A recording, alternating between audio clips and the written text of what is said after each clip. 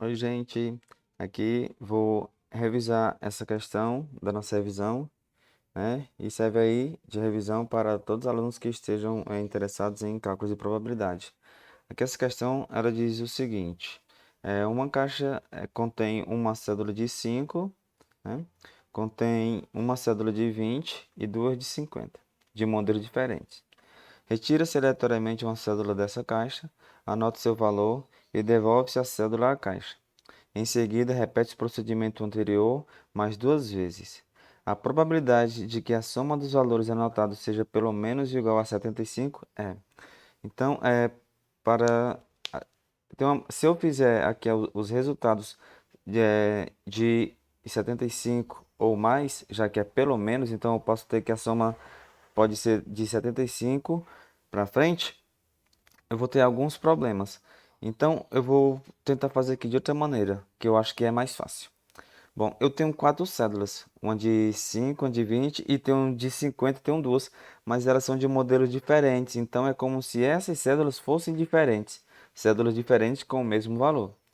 Então, como eu tenho três retiradas, para a primeira retirada, né, para a primeira retirada eu tenho quatro possibilidades de cédulas, pode ser qualquer uma dessas.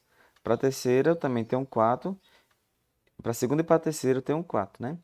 Então, como o resultado da, da primeira retirada não interfere no resultado da segunda e nem da terceira, eu utilizo o princípio multiplicativo. Então, eu vou multiplicar aqui as possibilidades. Então, eu vou ter um total de 64 combinações possíveis. Ou seja, eu tenho 64 maneiras de retirar essas cédulas e dar seus possíveis valores, certo?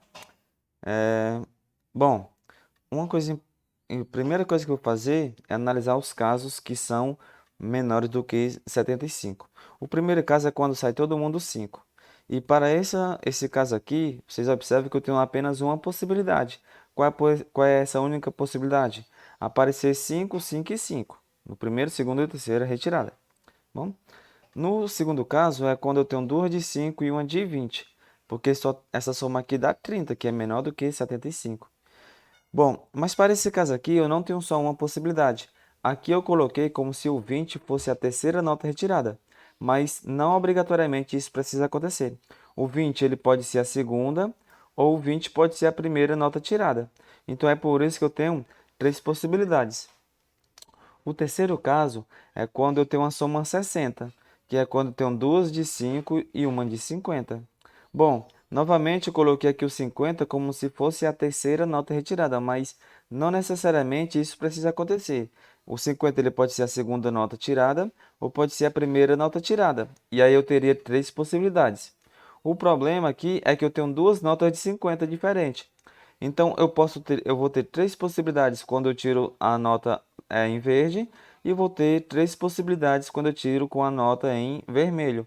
Então eu vou ter um total de seis possibilidades. O quarto caso é quando eu tenho duas cédulas de 20 e uma de 5.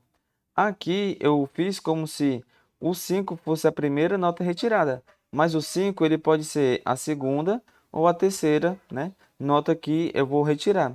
E aí, por isso que eu tenho um total de três possibilidades para essa configuração. E por último caso, é quando eu tenho as três cédulas de 20. E para essa configuração eu tenho apenas uma possibilidade, que é sair 20, 20 e 20, né?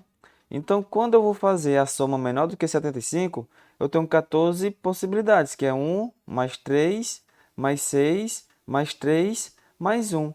Então, eu tenho 14 casos no qual a soma é menor do que 75.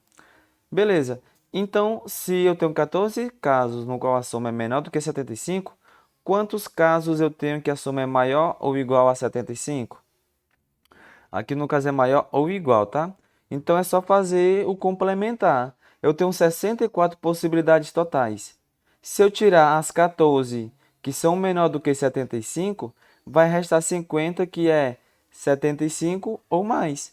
Então, como a probabilidade é uma divisão dos casos favoráveis sobre os casos possíveis, eu tenho 50 casos possíveis de um total de 64. Então, item E de elefante. Então, essa é a nossa questãozinha.